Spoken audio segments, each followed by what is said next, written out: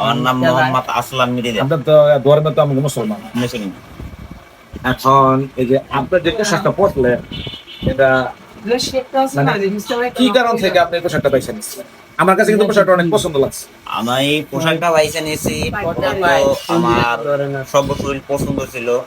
পছন্দ করার পর থেকে আমি এই পোশাকই পরি। তারপরে আমি বায়াত হয়েছি গাউসুল আজম চরতেল্লিতে। আমার হিসাবের নাম মানিকগঞ্জের মহারাজ আবু সরকার।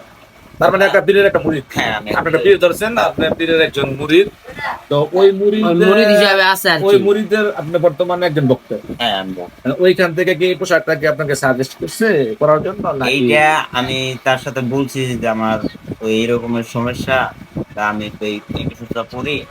সবাই বাবা তুমি Stand up কর। অসুবিধা নেই, তা যদি পড়োই তাইলে সর্বক্ষণই পড়ো। সবসময় তুমি শীত গরম 12 মাস। তুমি সর্বক্ষণই পড়ো।